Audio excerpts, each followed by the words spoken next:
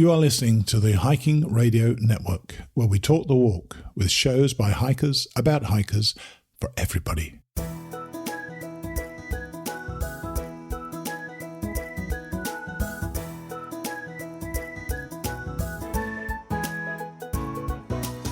Mighty Blue on the Appalachian Trail, the ultimate midlife crisis. Join Steve and his guests every week as he staggers from Georgia to Maine.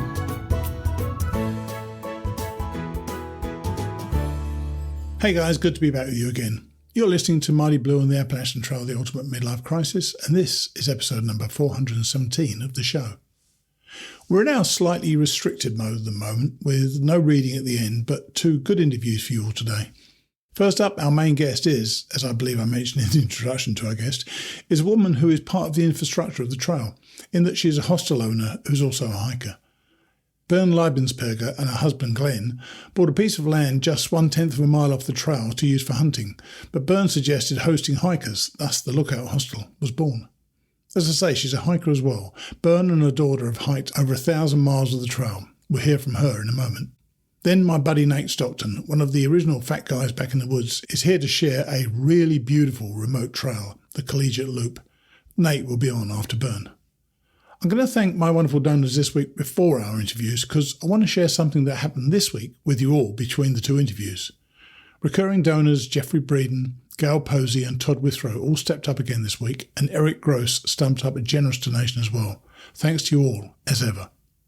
So let's get to it and meet an indispensable part of our AT community, a hostel owner. Here's Bern Leibensperger, or Yardsale, from the Lookout Hostel.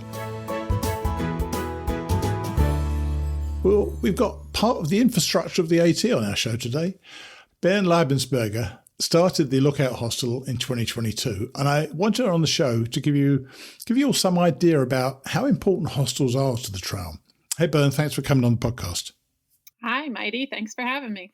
Well, I've never been called just Mighty. Well, Blue Mighty sometimes, Blue. but now you're also a hiker, which I'd imagine is the reason most owners get a hostel in the first place. When did you get the hiking bug?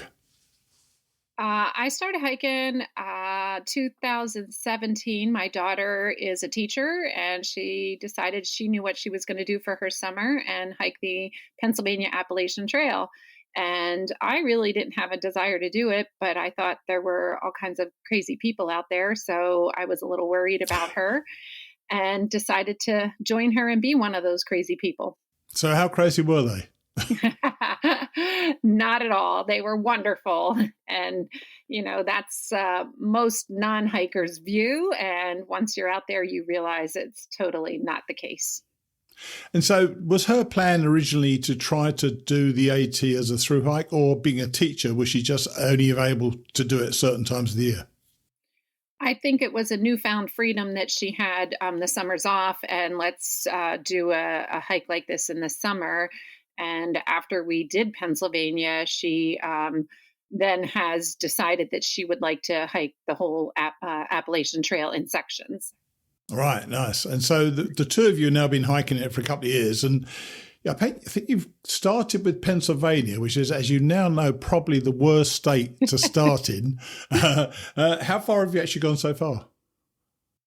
We have 1,000 miles in so far. Nice. Pennsylvania, I think, was our longest hike.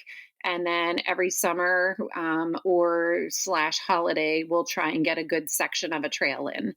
And how did you find it? How did you find starting in Pennsylvania? Actually, the beginning of southern Pennsylvania is fine. Or don't tell me you started in northern Pennsylvania. Oh, yeah. We just did the wrong thing and started in northern Pennsylvania. Oh, dear. Mostly because we knew our home was about 60 miles away from the northern part, and we could get home, readjust if we had to, and go back and get back on the trail and drop some things we didn't need. So tell us about that experience, that first bit, because it's not the easiest part of the trail at all. I remember, we did Wind Gap, or not Wind Gap, we did Delaware Water Gap, and we were coming down into Wind Gap, and my daughter, we now have determined she gets something, I think it's called neutrotremia or something like that. I'm not going to say it exactly right, where you deplete your salts in your body Oh, from wow. drinking too much water. Hmm. And she was terribly sick, and we were ready to go home already. But we stuck it through and continued. We had blisters. We thought we learned everything and did all our research, but you're never truly ready. No, I've done the Appalachian Trail twice, and I'm not ready yet. I've got another one coming up soon, and I think to myself, oh my God, what am I going to do on the trail? But it's just you kind of learn it as you go along, don't you? Really, for sure, yeah. And did you? I mean, at the time when she first suggested going, were you a complete newbie hiker, or had you been a day hiker? I mean, what had you been doing? Not really any extensive hiking. We'd go have fun and do a little hike. We're close to the pinnacle, so we would do a little small hike, but nothing extensive. I never did probably more than 5 miles. But as you now know, and I'm sure you know, and you probably learned pretty quickly, that backpacking is different to hiking, staying in the woods and so on. What was that experience like for you to be staying in the woods for a period of time? In the beginning, it wasn't too bad. Pennsylvania, we didn't really have any like scary issues or anything like that. And because I always hike with my daughter, I have company compared to someone that's solo and you're not really sure. Sure. And in the beginning, we hiked with our dogs, which I took my dog home pretty quickly, but her dog stayed with us. So they're attentive.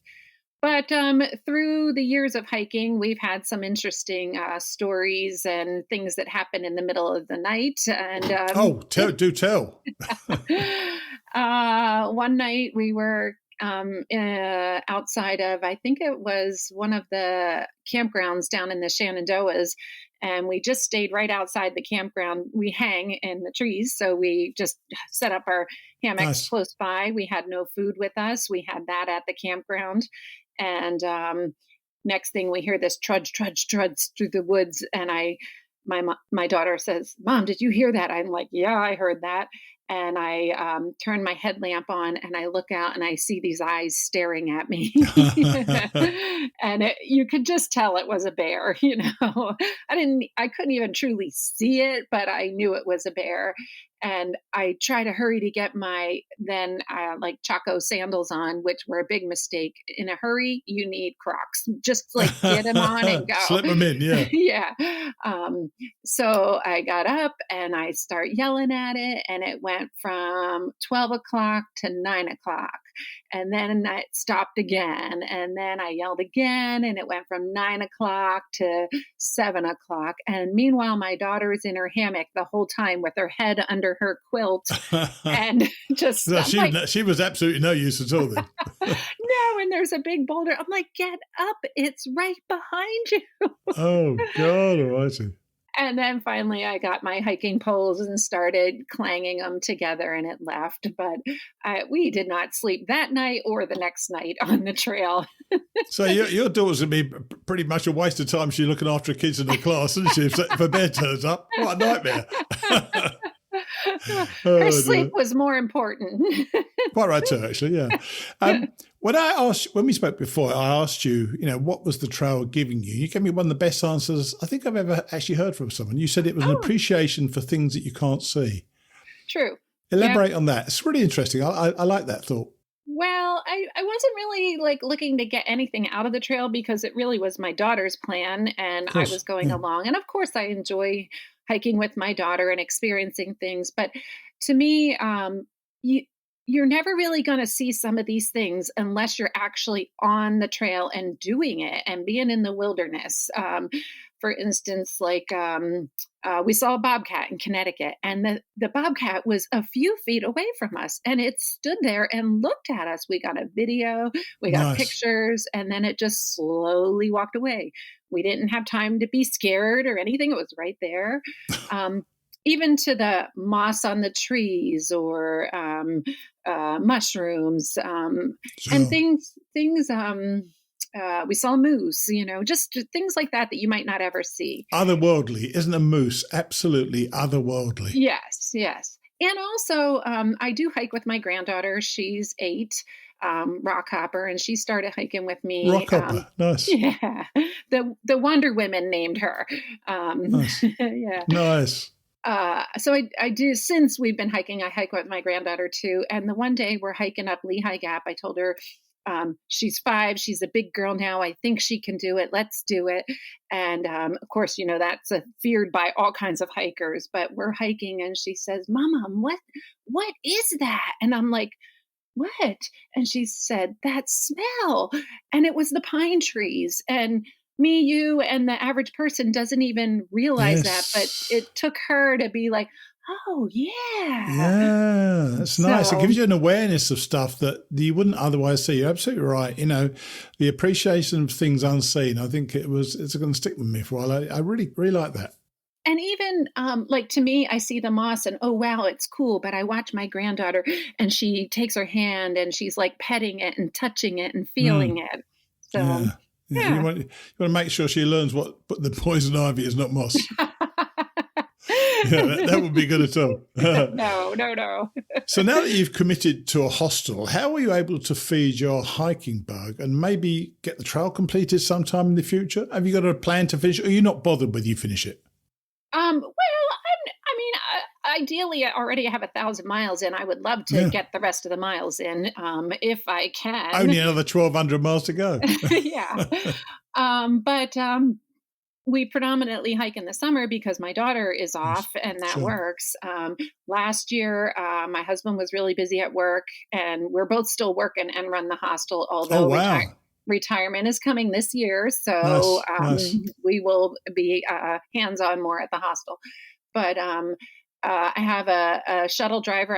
When I was looking for people to help shuttle, I put a post out on my page. Anyone want a shuttle? I could use some help. And so I really try to send most of my shuttle work to the shuttle drivers, and I just take care of the hostel part. Sure. So give him a shout out. So my shuttle driver that I mainly use is Joanne. She is in Gut Hook, right. Close to our hostel, and she's terrific. And she's done a bit of caretaking for me. And I don't know if she knew what she was getting into, but but you didn't know what you were letting yourself in for either, did you? True. But so she came and took care of the hostel for me, and we don't do a caretaker where they have to be there all day. She comes in the morning, maybe comes in the evening, takes care of things. But she had her hands full. It was one of our busiest weeks, and we had a stove breakdown and things like that. And she did a fantastic job. And so I really appreciate Joanne. And we've had some other helpers too, nice. Some friends and stuff. And do you do work for stay at the hostel, by the way? We do a little bit of work for stay. I don't particularly advertise it, but I try to help the hikers out. I know they're on a fixed income, and try to find some things for hikers to do.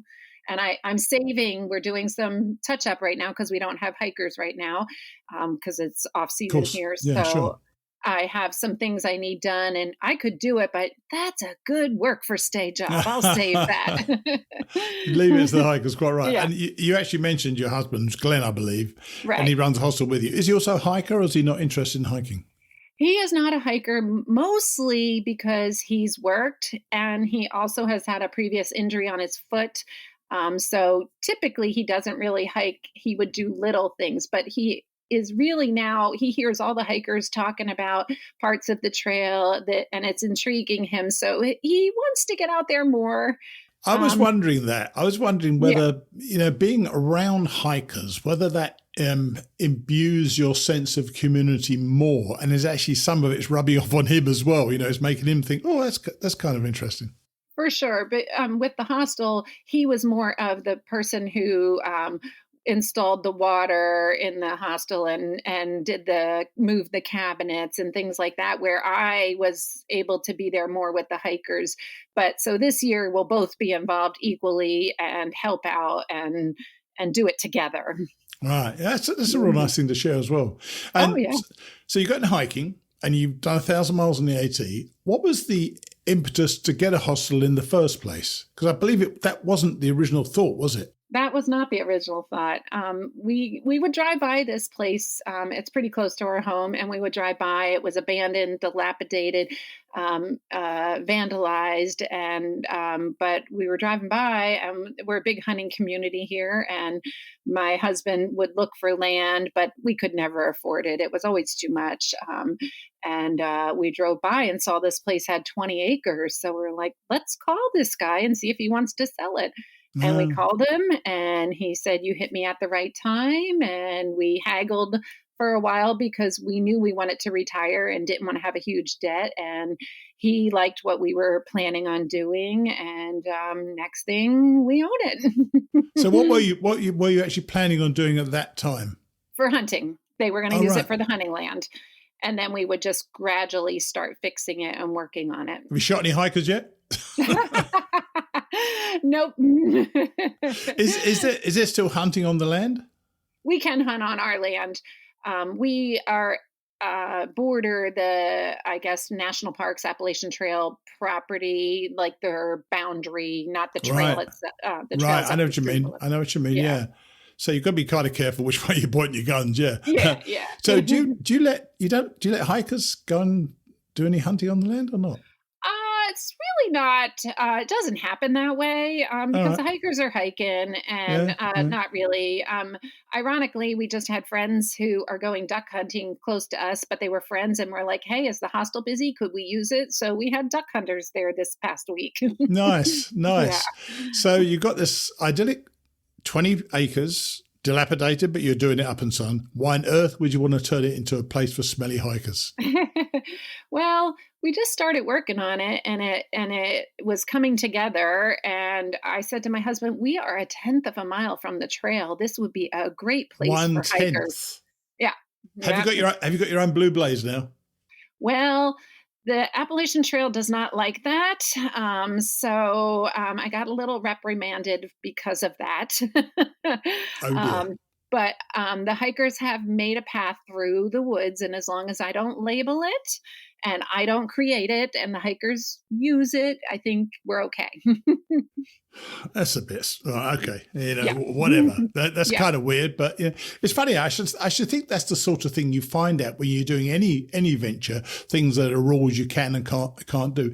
So they can impose things basically on the barrier that they have. Correct. Which is kind of fair enough because they have got to look after it, and I do understand as well. But it's quite easy now for people to identify where you are and how they can find their way to you. I tried to leave a comment in Far Out close to where it is, but I do work with the Trail Club too. So I try to not overstep my boundaries. Right. We are not far. And the worst part is they'll have to walk down the side of the road, which is a busy road. I've tried to talk to the Appalachian Trail about that and letting me put a sign. They won't let me. So we just have to deal with what we have. Yeah. I don't want to get into that. I know. There are things that happen. So you bought the place in April 21, I believe. Yep. When did you get your first hiker? It was, I can't remember if it was in 21, at the beginning of 21 or the end of 21, but I remember we were up working. It was not very much underway. We were painting and we had a kerosene heater because we had no heat in the building and we were doing little things. Sounds like the Ritz. Sounds like the Ritz to me. Yeah, right. Yeah. And I put a comment in Far Out at the road intersection. If a hiker is cold or needs, Nice. help or this or that, we are close by. And a hiker and I started messaging and he couldn't even finish typing to me. His hands were so cold. So I just went up and picked him up at the restaurant on the porch. He was on the porch. They weren't open, and brought him down and he warmed up, and we offered him to stay even with the kerosene heater, but he had already had a hotel room booked. He just needed to get there. Wow. But I forget, I picked him up in the morning sometime because they come from the Allentown shelter, which is only about 4 miles from our place. So Right. Picked him up in the morning and he stayed and helped us paint for a good part of the afternoon. Nice. And then took him to the hotel, and I didn't charge him because, or anything. Well, we weren't even ready then, but also he did all that painting, it just worked out. You know, the fact that you're only 1/10 of a mile off the trail is extraordinarily lucky in many ways that you have that situation. Where are you in the context of the trail itself? You mentioned the pinnacle earlier on. Are you quite close to the pinnacle? We're pretty close to the pinnacle. If I had a guess, it's more than 11 miles, but it might be 14 miles from the pinnacle without actually looking. The closest, it would be the pinnacle, and then Eckville, and then Allentown Shelter. Right. And then we're between Allentown Shelter and Knife's Edge. Okay. And so is Eckville your nearest, not competitor, but other hostel? Because it's not exactly a hostel, it's a camping place. Yeah, that's it. It's really a shelter there too. It's the closest hostel, there are none really close. There's one in Duncannon, kind of outdoorsy, which Betsy has been a great help in helping me to get going. Up here in Pennsylvania, we help each other out, worked well together. And then there's a hostel in Palmerton, which is also close. Yeah. And another Trail Angel in town there. And there's a new hostel going to be coming. Stay AT Swatara near Swatara Gap. So we've been working with the owner there, trying to help him get going. Well, I was going to ask you about that. You know, when you first set up a hostel, what do you do to find out what you need that hikers need? Because I know you've done some hiking yourself. You've done 1,000 miles, so you've done plenty of it. Mm-hmm. How did you work it out? Or did you take soundings from hikers, or did you take soundings from hostel owners? A little bit of both. The linens on the beds and how do you handle that and turnover of that. I would talk to the hostel owners about that. Some hostels supply linen, some don't. Sure. Kind of go, with the flow on that. But then with the hikers, I go on the hiker page of that year and hey, what kind of foods are you looking for this year? And learn to be a little more vegan friendly and vegetarian and whatnot. I've noticed that more and more people are talking about eating healthier, which for me, was not at all a thing I did on the trail, the least bit healthy, because you didn't need to. You could eat like a condemned man all the time. But now they don't want to do this, and they want to do it healthily as well, which is quite remarkable to me. But when we spoke before, and I know you don't want to do this, but you told me that you're a hairdresser. Can I tell you, that would really set the hostel apart. Offer haircuts on your menu of attractions. But you don't really want to do that, do you? I don't know that I really have time to do that. And I would... they don't need much. All they need is a shave over the top. They're good to go. Frank the barber in Port Clinton is such a legend to go there. So I don't want to take away from Frank either. Well, I got to tell you that I met a guy on the trail in 2014, so 10 years ago this year. His name was Spider, and I didn't know why he was called Spider until I saw him get his haircut once. They shaved his head. There's this bloody great spider web on his bald head. I could not believe it. So I think haircuts would be a really good thing. Well, I have a thing to add to that. So our hostel we give a code to the hikers. They come in, they let themselves in. We're off site. We'll be more on site this year because we'll be tired. But and we kind of let them do their thing. It's like they have their own house and they're doing their thing. But the one day I come in and one of the hikers, maybe you might know him, Morpheus. No, not really. Anyway, African-American man and a gal, and I walk down in the basement and he has a clipper and they're shaving his head. And I'm like, where did you even get a clipper? Well, he would bounce his box from place to place so that he had the clipper to shave his hair. Nice. But anyway, so I decided it was important to have a clipper on site for hikers. I think it is. Yeah, so I have that. So they can do it themselves in that case. Yeah. Right. So what's the setup? First, how do people find you now? You've mentioned Far Out, and you've got a Facebook and an Instagram, I presume. Correct. Is it word of mouth? I mean, how does news spread that there's a hostel out there for people? We are on Far Out and the AT guide. But mostly what I hear is, oh, so-and-so hiker told me about you and that I had to stop here. And the word spreads on the trail pretty quickly. Yeah. I'm sure people will probably in the I don't know what they use these shelter registers, logbooks at the moment. But I know that in COVID, people stopped using them quite so much. But I'm sure if people like your hostel, they'll put something in the notes in the next couple of shelters, wouldn't they? Yeah, probably. And another thing I noticed that hikers do as well is they have a WhatsApp that they connect and talk amongst each other. And so I think like a lot of hikers are on there where they can pass feedback back and forth. I've not been That's included, great. but I hear that hikers are doing that. I'm sure you'll get an invitation as a result of this conversation. So how many people can you actually accommodate then, Bern? So if we have everyone sleep in single beds, we have 6 bunks and 1 private room, and we're working on another small private room. I'll give you more details on that. But our bunks in the basement, 4 of them are full-size beds. So if we have couples, then we could hold more than that if they're couples. And the private room upstairs is a full-size bed also. So the bunks just basically one level, as it were, or are they 2-level bunks? 2-level bunks, full-size beds stacked. And have you ever done this thing, which I saw in a couple of places in 2019, then I saw a lot on the Camino, where the bunks had curtains round them, so they could literally have almost a private little room within the bunk, which is kind of cool, actually.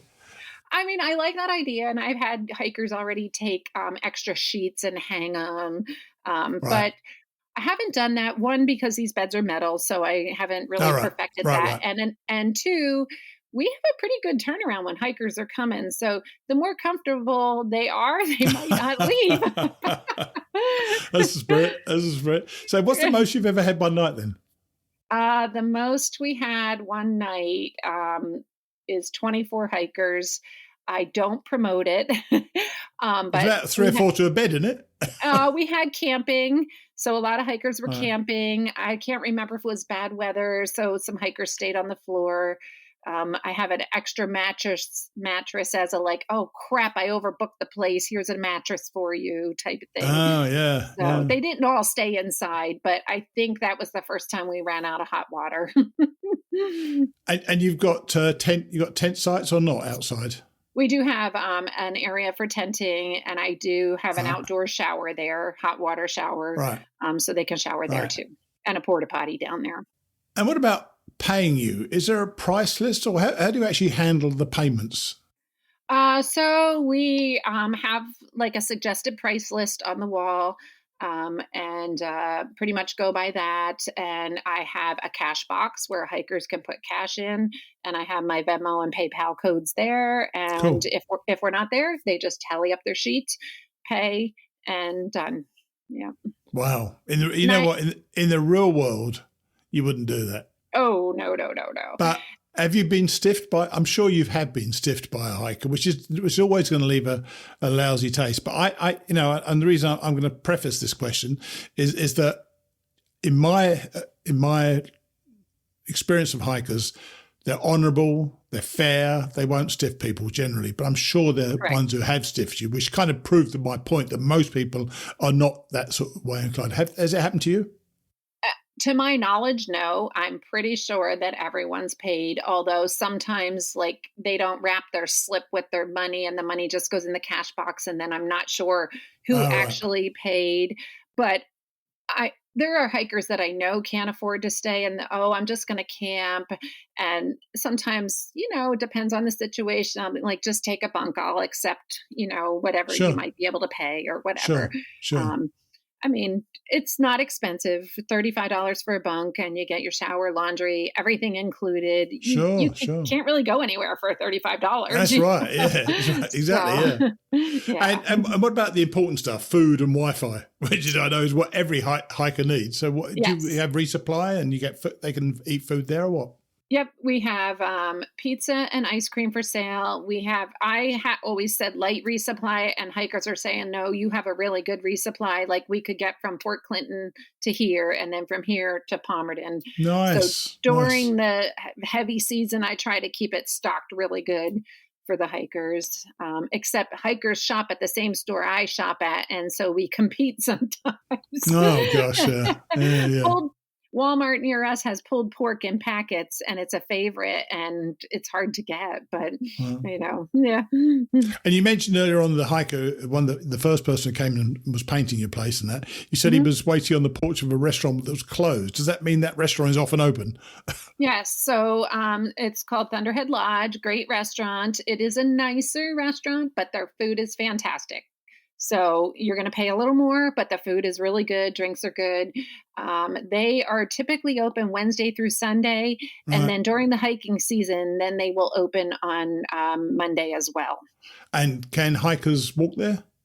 Oh, you can see it from the trail. Yep. Perfect. Yep. Absolutely perfect. Yeah. And from my somewhat patchy knowledge of a hostel as a business, most hostels don't make a huge amount of money. Is this, for you, is this more an after work business, or is it more a case of community for you? It's a little bit of both. I mean, when we went into it, it was so close to the trail. This would be great. We don't need to sleep there. We're pretty close. We live pretty close. So why not open it up for hikers? And the hunting season is different seasons than the hiker season.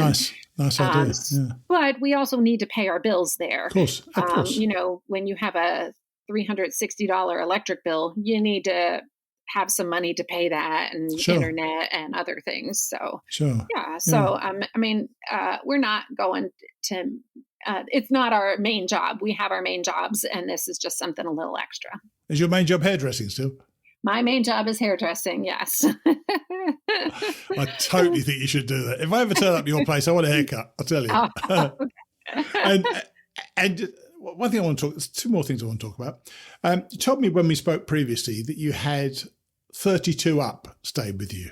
Oh, yes. And the big family you hiked last year. Tell us about them, because they've had a bit of a bad rap in certain places, unfairly in my view, but you really warmed to them, didn't you? Tell us about that. I feel like if you haven't met them, you shouldn't really judge them, because you haven't experienced it. And I feel like the people that are giving them a bad rap haven't really met them. Shocker. That never happens, does it? We wanted to open our place up. I didn't think we would be able to fit everyone, but I messaged Nikki and told her about our place, and we'd love to have them and open up the hostel for just them for the weekend, which then meant that I wasn't available to other hikers, which I feel bad then, but I did allow hikers to camp. If they wanted to camp, I allowed the hikers to camp. The hostel was full. And so Nikki was so nice. They were going to come in on a Friday and stay till Sunday. And I encouraged that. They didn't want to outdo their welcome. I'm like, nope, it's yours. So they were already up the trail the night before. And I got word somehow, and I actually tried to find them up the trail and couldn't find them. Stalking them. Yes. To say, come down. It's okay. You can camp till the hikers leave. And they didn't want to outdo their welcome. They didn't want to overstep their boundaries. And then the day of that they were coming, they were stalling up at the trailhead waiting to come down again, because they didn't want to overstep. And so I went up, I'm like, come on down, come down. You're good, But they were great. The first thing, the kids were, yes, ma'am. Thank you, ma'am. Very kind, it was just terrific, and great family. Yeah. Well, I did reach out to them. I'd love to interview her, and I think we got our wires crossed a couple of times. I'm going to reach out to them again. But I'm really glad to hear that, because I hate this crap, as you say, when people will comment on somebody and really don't know them and don't know what they're like. You've observed them, and this can't have been easy for a woman to take all her children with her on a hike like that, and yet she did it, and they got there, which is remarkable as far as I'm concerned. Yes. And all the kids were remarkable kids. I thoroughly enjoyed having them and talking to them and getting to know them. Great kids. So, nice. She does a great job. Mm-hmm. And my last note that I took was your involvement in Hike for Mental Health. Oh. What form does that take? Do you volunteer? I mean, how are you involved with them?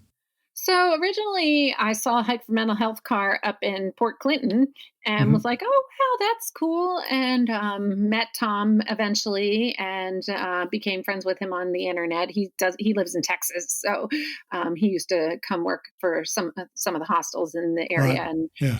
um, so he was looking for help down at Trail Days, and mentioned to my daughter, everyone's got someone in their life who has mental health issues, and like Sure. we should go do this. So we volunteer every year at Trail Days, just spreading the word about Hike for Mental Health and how beneficial it is. And the fundraising that Hike for Mental Health does, all the money Yeah. goes back into the community. 80% goes into brain and behavioral research up in New York at the research center, and then 10% to the ACC and 10% to the PCT. So all the money goes back. So great things. And I've talked to so many hikers about how important it is to get out in the woods and heal their minds and soul. Sure. So it's just been a fantastic thing. So I kind of, I've been doing this for a while now with them. And, Tom had a little health issue last year and kind of was Yes. pushing some more work on me.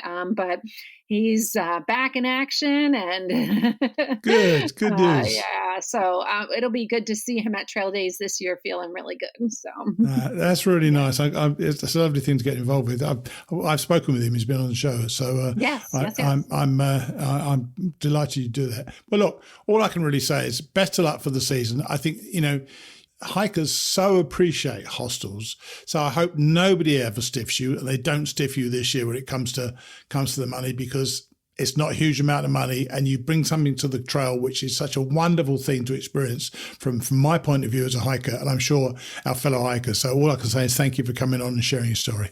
And thank you for having me. And I also want to thank the hikers, because I have so many more friends because of hikers that I still talk to daily and message and, Mm, asking how my husband is or this or that. It's really, works both ways. of course, that's a really Yeah. nice thing to say as well. Yeah. Yeah. Well, look, good talk to you, and I hope your season goes well. All right. Thank you, Mighty Blue. Cheers then. Bye.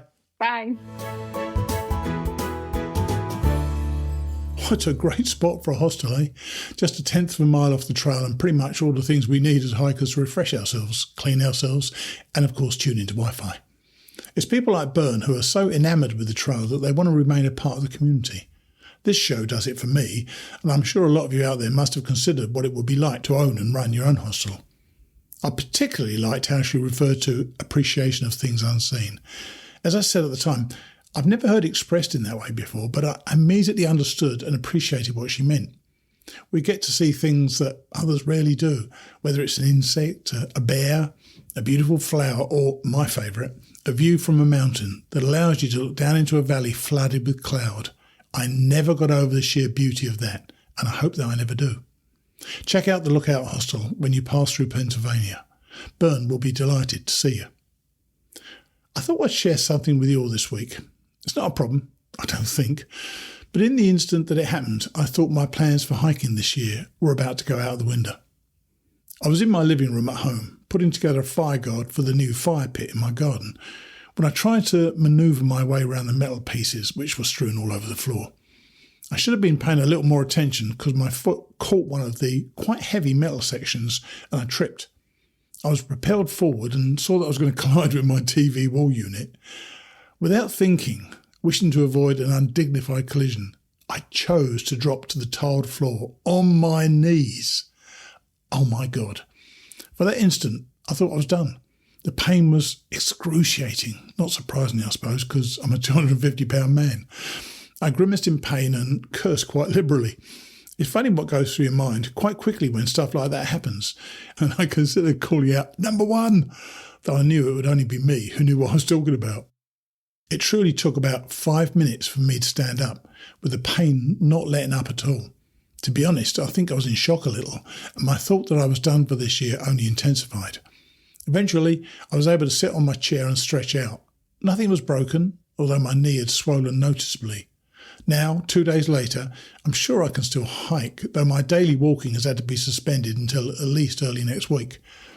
I'm going to go out on the AT in 2 weeks' time, and I'll be heading to the UK 2 weeks after that. But those moments when I thought my plans were done for were about as miserable as I could imagine. I'm only telling you all this so that you don't delay whatever it is you may want to achieve.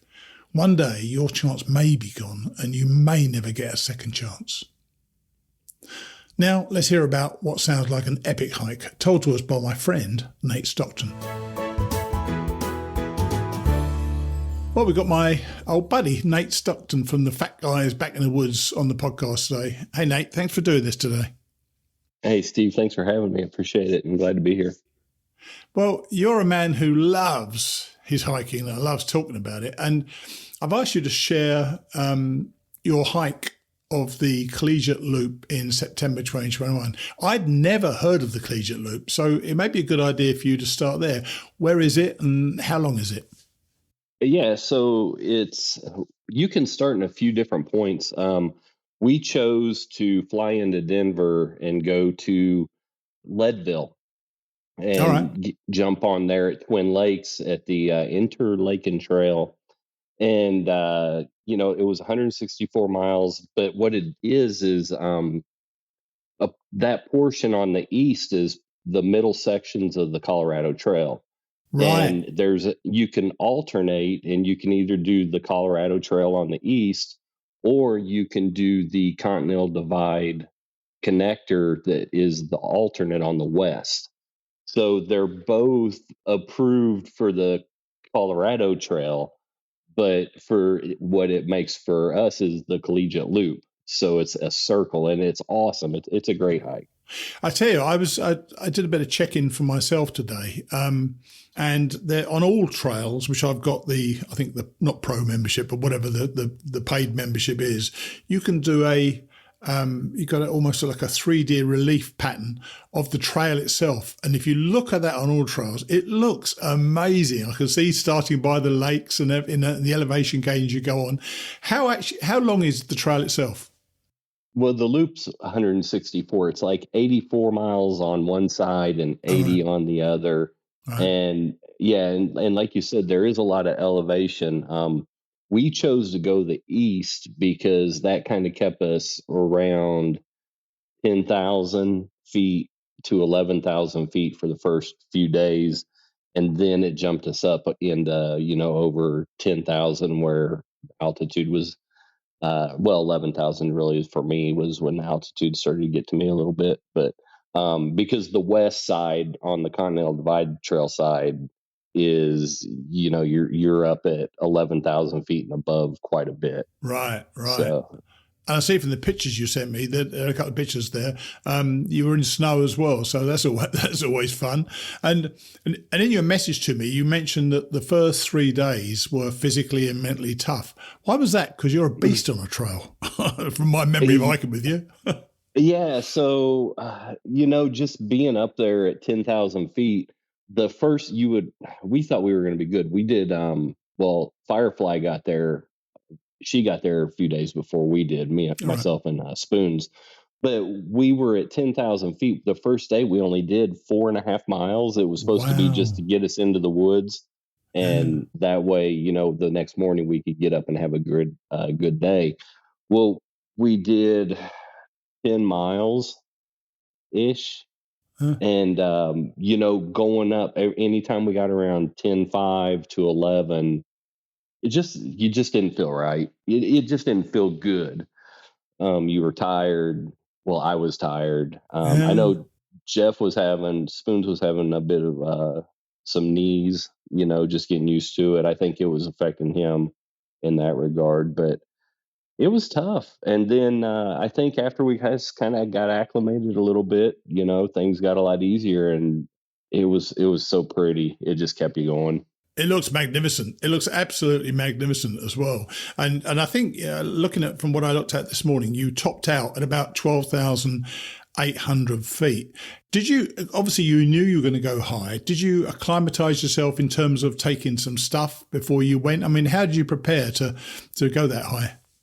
I wasn't really concerned about altitude sickness for me because I had just came off the PCT. Right. Doing the 700 miles that I did up there around Oregon and Northern Cal. So I felt kind of good. So I really wasn't worried about it. But then when I got there and into those first couple of days, it was like, oh my goodness.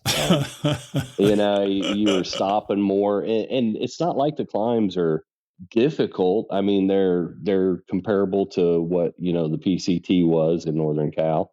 They weren't anything like the AT, where you're going straight up in New Hampshire. But so it was a bit humbling trying to figure out, like, oh my goodness, did we plan enough days for this loop? But you know what though? You and I have talked about this in the past, actually, just the two of us together, that this is a humbling endeavor, isn't it? You think you're strong, you think you're doing well, and then something happens that just knocks you down because you try to take on a trail and it's not having it, is it? Because it wants to get you. I think you're right. Every trail, you have a humbling moment, and it's either you're gonna just like get up and keep going because you physically can, or it's gonna be one of those things where it's like you just can't go anymore because it's either a physical thing or the weather doesn't cooperate or just luck. You just never know. Yeah. So, that's another reason to love it in many ways, because there's not much in life that tends to humble us, but I find hiking more than any endeavor I've ever done in my life before, I found humbled me far more than anything else I'd ever done. So, and it's something continues to do so. And obviously the older I get, it's going to humble me even more, unfortunately. I was going to say, isn't it funny how the thing you've been doing most in life is going to be the thing that humbles you the most? Yeah, you're probably right. Yeah. My 60s were full of hiking, and I got failing to do hikes is almost a good experience to have to make you appreciate what you get when you have a good hike. Now, I mentioned that you went in September 21, but it was actually late September. Is that reckoned to be a good time to do this trail? How did you work out the time to do it? Yeah, so that was one of the things that I learned on the PCT. I was talking to the Wonder Woman, who we've hiked with on the AT. Yeah. And I asked Christy when she would recommend hiking Colorado, and she was like, oh, go late September, first week of October. Everything's going to be on fire. Aspens are going to be beautiful. And I immediately right there started writing in my notebook, do this trail at this time. And that's when I kind of got the group together to do it. And man, they was spot on. Kudos to them for looking out for us, because they absolutely picked the perfect week for us to go out there. And looking at it, you started September 26th and finished October the 7th. I'm trying to work that out. It's about 12 days, something like that. And so you did quite a few, that's quite to go from a standing start, although you didn't go from a standing start. I've done about Spoons and Firefly, because that's quite an endeavour to 150 odd miles in your first 12 days, as it were. Yeah, we did 11 days. We actually did a 0 in there as well. Oh wow. So after and what helped us do that was we did a couple slack pack. Oh, nice. Yeah, we did a cup, like a slack pack sandwich with a 0 stuck in the middle of there at the Butterfly Lounge at the southern portion where the connector of the CDT is. All right. It worked out because Highway 50 is down at that lower portion where it makes that bottom circle. Right, so we got off at 50 and then hitched to Butterfly Lounge, and then we were able to hitch back the next morning, slack pack up to Monarch Pass, which is the other side of 50, right. Hitched back, and then the last day we were able just to get a connector trail. So it worked out really, really good. You got to tell us, because apart from having a cool name, I mean, Butterfly Lounge is awesome. Tell us about the place. And is that a place that most people would stop on this trip then? Yeah, actually the Butterfly Hostel. It's right at Monarch Pass, and it was a great time. It was right across the street, basically, from a big hotel, and then there's a gear shop. So when you hitch, you can just hitch from basically the hill on the highway there at the hotel all the way to Salida. It's like a 35-mile hitch. Wow. It's the longest one I've ever done. Wow. Yeah. That's a long hitch, yeah. That you're putting some trust and faith in people to You pick sure you are. up. You sure are, And yeah. yeah, so it was that was the longest hitch I've ever done, but right there. And then went into Salidas, did some grocery shopping, actually bought a crock pot for the hostel. So we could make some slow cooker Nice. enchiladas. Yeah, Cool. just good time. It was a great place. Is that the only decent Recommend sized it. town you could get to, or is this quite a remote hike generally? So that's the only it is remote. That's the only town we went to. There is Buena Vista that you can hitch into after like a few days. There's a ranch, the Mount Princeton Hot Springs, that's on the east side. But once you're on the Continental Divide Trail side on the west, I don't remember anything other than trailheads. Wow, how awesome though! I love the, the Appalachian Trail isn't remote particularly. Even the 100-mile wilderness isn't that remote. But to have had that sort of remote area must be beautiful. So in that case, the logistics had to be quite important. Are there many? What are the resupply opportunities there then?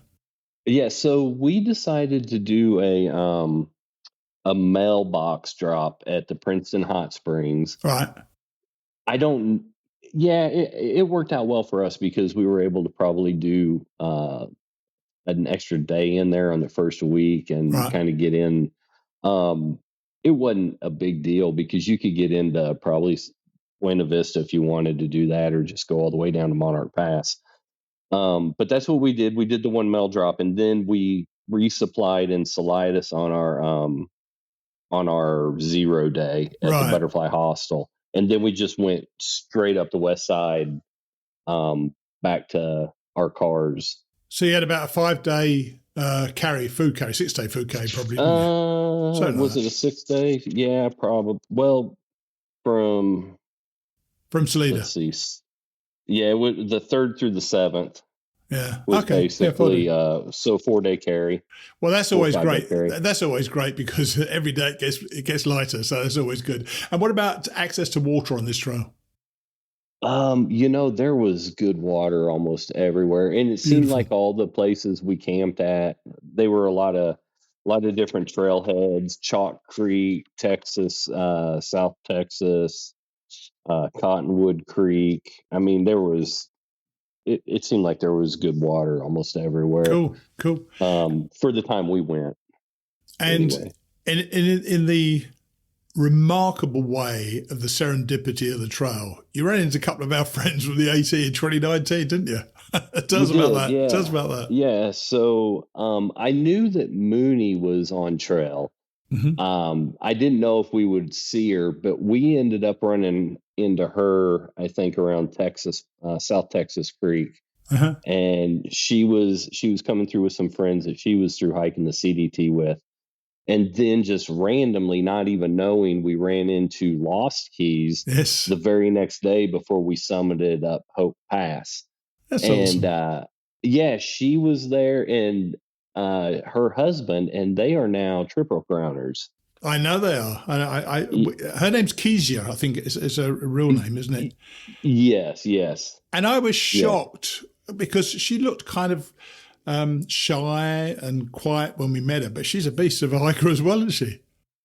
I was telling my wife the same thing. I said, she was one of the ones I was like, man, she was on her first few days when we met her, and she is just one accomplished hiker. She has done extremely well. They are all over the place. Well, I've got to say, by the way, in case anybody's wondering, when I refer to somebody as a beast of a hiker, I say that with love, because it's not very nice to say to a young woman. But yeah, she was amazing.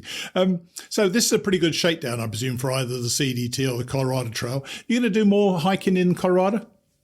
Yeah, actually. So I'm looking at doing Colorado maybe late July, and then the first few days into August with Mackenzie. Before she goes back to school. She'll be in 5th grade. So Mackenzie's 10. Mackenzie's 10. So has she got a trail name yet? No. She's she's just kind of getting back into it. She's she likes to hang out with me out in the woods and do all the kayaking and stuff. So she thought she would give this a shot and see how the how the hiking goes. And you shared with me yesterday that she's moving up the judo skills, isn't she? Or is it karate? I don't know which one it is. Yeah, she's now what? She should be called black belt, whether she's got black belt or not. She is a red belt now. Right, her next belt will be black belt in Taekwondo. Yes, that's and amazing. She is a belt up ahead of me. So. That's so cool. Okay, man. Well, I gotta catch up. I'm so pleased you came on and tell us about this. It sounds awesome, by the way. And I say, looking at the all trails thing, we can look at the map in relief. Anybody who sees that will think, I want to do that trail. So thanks for coming and sharing it with us. And we'll catch up again soon. Okay, buddy? Yeah, absolutely. Okay, mate. Take it easy. Cheers. Bye. I tell you, if you've got the All Trails app and can use the preview feature, it is worth 10 minutes of your time watching the trail rise and rise. I've been using this app to check out my UK hike, and it's really helpful. Far Out isn't available for that hike, so I guess I'll be using the Coast Paths digital guide and combining it with All Trails to help me on my way. Before we say goodbye, I want to alert you to the fact that I'm using my British hike to raise awareness and money for my favourite charity over here in the United States, Parenting Matters. I'm currently board president, so it means a hell of a lot to me. Some of you may know that I did much the same thing in my 2014 through hike of the AT. At mile 185.3, I started the last 2,000 miles challenge. We combined the walk with another fundraiser when I returned and shared my story. We raised about $10,000 then, so I hope to be able to at least match that this year. Next week, I'll be telling you more about that, and we'll be meeting with the Executive Director of Parenting Matters, Katie Becker. Hope you stick around and listen to our amazing story of success in this much-needed field. I'll see you next week.